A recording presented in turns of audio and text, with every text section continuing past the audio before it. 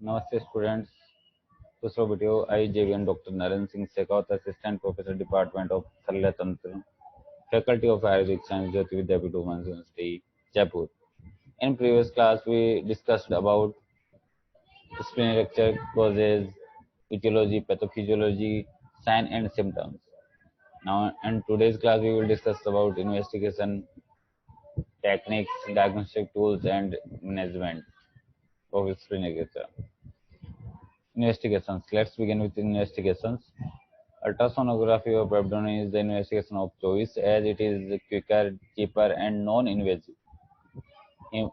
Hemoglobin, PCV, blood grouping, cross-matching, adequate amount of blood must be kept ready for transfusion. CT scan will show type of splenic injury and its classes. The diagnostic peritoneal lavage is called DPAD. By umbilical incision, the peritoneal lavage catheter is introduced into the peritoneal cavity. 1 liter of crystalloid saline is introduced into the cavity. Patient is turned to both left and right side and the fluid is collected back. It is sent for cytology, cultural microscopy and biochemical analysis. It is significant when the aspired fluid contains gross blood of 10 ml. Complication of splenic rupture.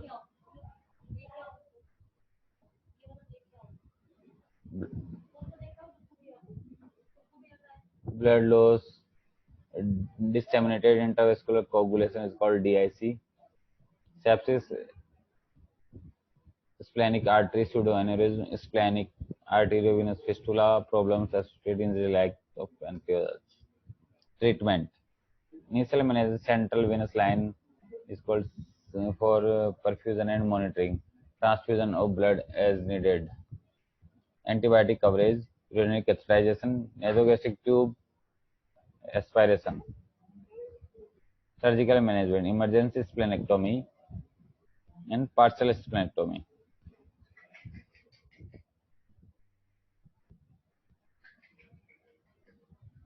It is done through midline and left subcostal incision.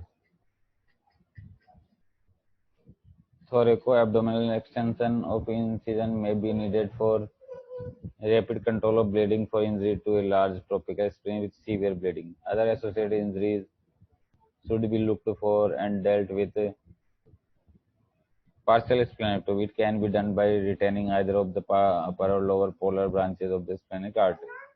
Splenectomy, in especially clean incised wound, spleen can be salvaged by suturing the wound carefully with the placement of gel from topical thrombin absorbable mesh wrap over the wound. Complication of splenectomy: hemorrhage and shock, hematemesis, pancreatitis, pancreatic fistula, gastric dilatation, left-sided pleural effusion, left-sided colonic injury, severe sepsis, change in cellular component of blood, DIC. This picture, as you can see, splenography is done in the incision. You can see in this picture, partial splenectomy is done when one of the branches of the splenic artery is ligated and other part is retained. This one is the last picture. Splenectomy is done in large wound laceration. Other injury also are seen. Okay, student, this is all about the splenectomy, diagnosis technique, management, all. This session is powered by Digital Session 2.0, Jyoti Vidyapith Women's University, Jaipur. I hope you are satisfied with the digital session. If you have any doubt and queries, please mention in comment box. I will solve it soon. Thank you, students. Namaste, students. I, JVN Dr. Naren Singh Shekhawat, Faculty of Department of Shalya Tantra, Faculty of Ayurvedic Science, Jyoti Vidyapith Women's University. Today, we'll discuss about anatomy of thorax or chest. In human thorax, there are many structures like chest wall, lungs, mediastinum, etc. Now discuss about chest wall. So the thorax is upper part of trunk, bounded by 12 ribs vertebra and sternum. It contains trachea, lungs, heart, and great vessels, esophagus, and lymph nodes. There are two thoracic aperture of opening, superior thoracic aperture, also called as thoracic inlet, and inferior thoracic aperture. Head and neck and upper limbs communicate with the thoracic cavity through thoracic inlet, and it is bounded by body of first thoracic vertebra behind. Inferior thoracic aperture opens into peritoneal cavity. Clear? Now there is two opening in thorax. Upper opening is superior aperture, or means or thoracic inlet, and second one is inferior aperture or peritoneal aperture. Clear? Chest wall skeleton. The bony framework is now chest wall skeleton. The bony framework is bounded by 12 thoracic vertebra posteriorly, from which 12 set of bony ribs articulate and curve around, connecting with manubrium, sternum, and costal cartilage anteriorly. The central anterior chest is defined by the sternum, which is consists of three separate bones: manubrium first, then sternal body, and then Gifford process. मतलब sternum जो central anterior chest में central part है उसको sternum बोलते हैं. इसके तीन part हैं, first manubrium, second sternal body, and third last one is Gifford process. The manubrium is located at the level of T3 thoracic, third number thoracic vertebra के level पे manubrium sternum होता है, and T4 T3 or T4, and is widest and thickest of three sternal bones. The sternomanubrial junction, sternomanubrial junction, जिसको अपन angle of Lewis बोलते हैं, is projected here. The body of sternum is located at the level of T5 से T9 12 vertebra. जो second part है sternum का, जिसको sternum body बोलते हैं, वो T5 से लेकर T9 वर्टिब्रा तक होता है. Gifford process is the smallest and thinnest bone. It is often has a point. It can be blunt, bifid, or curved. Gifford cartilage. Chest wall. The first 7 ribs, called true ribs, are attached to the sternum and manubrium directly. Next, 8th, 9th, and 10th ribs, called false ribs, are attached via costal cartilage, while the 11th and 12th ribs remain unattached anteriorly. जो 1 से 1 to 7 ribs होती है वो direct attach होती है sternum से, और जो 8वीं और 9वीं और 10वें नंबर की जो रिब्स होती है वो अटैच होती है कोस्टल कार्टिलेज के थ्रू स्टर्नम से. वो डायरेक्ट अटैच नहीं होती है, वो कोस्टल कार्टिलेज के थ्रू अटैच होती है. और 11th और 12th जो रिब्स होती है वो रिमेन अनअटैच्ड एंटीरियरली वो अनअटैच्ड होती है, इसलिए उनको फ्लोटिंग रिब्स बोलते हैं. ठीक है. Posteriorly, the ribs articulate with costal facet of the two adjacent vertebra. जो दो वर्टिब्रा के जो एडजेसेंट फेसेट होते हैं उनसे अटैच होती है, ऊपर वाली और नीचे वाली. यहाँ ऐसे जाके रिब्स जाके आर्टिकुलेट होती है ऊपर वाली रिब्स से, और नीचे वाली वर्टिब्रा दोनों रिब्स के दोनों वर्टिब्रा के बीच में जाके ये अटैच होती है रिब्स. ठीक है. Each ribs also articulate with the transverse process its adjacent vertebra through a costo-transverse joint. The bony ribs then curve around anteriorly, where the next major junction is a costochondral junction, means जो bone से और costal cartilage से attach होती है. Chest wall bones क्या क्या होती हैं?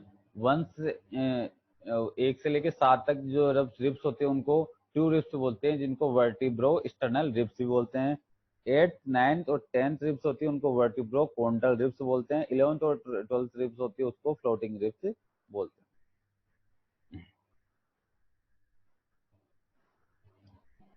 चेस्ट वॉल के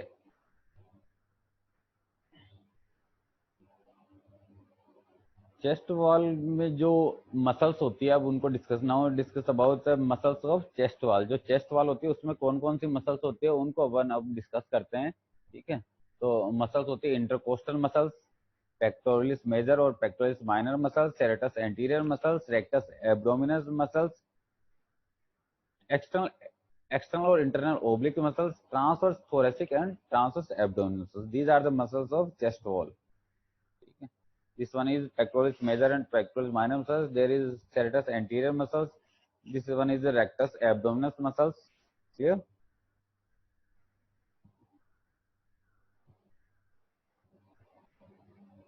Now, pleura. Pleura, it is called layer of lungs. Pleura. The pleural, there are two types of pleura. Visceral pleura, outer layer is parietal pleura and inner layer is visceral pleura. Clear? Between these two pleura, space is called pleural cavity or pleural space. So, open पढ़ते हैं. The pleural cavity is the potential space between the two pleura, visceral और parietal of the lungs. जो lungs के जो दो layers होती हैं, इसको visceral और parietal उसके बीच के space को अपन pleural space कहते हैं. The pleura is serous membrane which folds back into itself to form a two-layer membrane structure. The thin space between the two pleural layers is known as the pleural cavity and normal contains a small amount of pleural fluid. The outer pleura means parietal pleura is attached to the chest wall. The inner pleura, visceral pleura, covers the lungs and adjoining structures like blood vessels, bronchi, and nerves. The parietal pleura is highly sensitive to pain, while the visceral pleura is not, due to its lack of sensory innervations. In humans, there is no anatomical connection between the left and right pleural cavities. Therefore, in case of pneumothorax, the outer lung will still function normally unless there is tension pneumothorax or simultaneous bilateral pneumothorax, which may collapse the contralateral parenchyma, blood vessel, and bronchi. The pleural cavity with its associated pleura aids optimal functioning of the lungs during respiration. Clear? The pleural cavity also contains pleural fluid, which allow the pleura to slide effortlessly against each other during ventilation or respiration. Clear? Surface tension of the pleural fluid also leads to close apposition of lung surface with the chest wall. Clear? तो ये pleura होती है जो होती है उसको pleural cavity होती है, विसर्जन अलग प्लूरा होता है. जो डायफ्राम के ऊपर की जो प्लूरा होती है, डायफ्राम है, इसके ऊपर की उसको डायफ्रामेटिक प्लूरा बोलते हैं. ठीक है. और जो मीडियस्टाइनम के आसपास वाली प्लूरा होती है उसको मीडियस्टाइनल प्लूरा बोलते हैं. These are the this pic is showing the all pleura of lungs.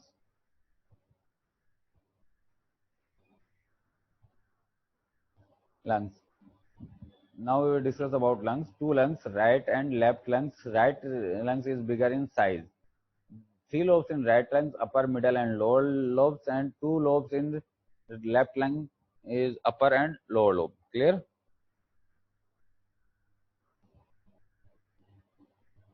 These are the segments of lungs. It's called bronchopulmonary segments. Total 18. In right lungs having 10 segments, and left lung have 8 bronchopulmonary segments. Clear? Now we will discuss about mediastinum. It is the space in thorax located between thoracic inlet superiorly, inferiorly by diaphragm, anteriorly by sternum, posteriorly by spine, and laterally by pleural space. Clear? Classically, it is divided into 4 components: superior, anterior, middle, and posterior. Clear? mediastinum में clearly देखा जाए तो जो दोनों lungs के बीच का space है जहाँ पे हार्ट सिचुएटेड होता है उसको बोलते हैं अपन mediastinum.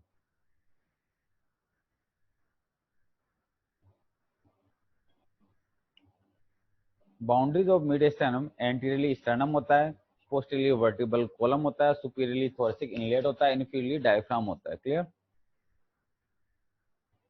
Mediastinum is connected to neck and retroperitoneally, allowing spread of air and infection.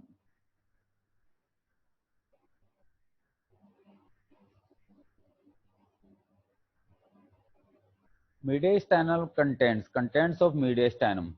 Anterior superior mediastinum content thymus gland, aortic arch, superior vena cava, lymph nodes, parathyroid gland, ectopic ectopic thyroid tissue. Middle mediastinum contains pericardium, heart, great vessels, trachea bifurcation, main bronchi, phrenic nerves, hilar lymph nodes. And last one is posterior mediastinum contains esophagus, vagus nerve, sympathetic chain, thoracic duct, thoracic descending aorta, azygous vein, hemiazygous vein, paravertebral lymph node. These all the structures of mediastinum contains. Clear? This is the whole anatomy of chest, thorax, and all structures. Clear? Thank you, students.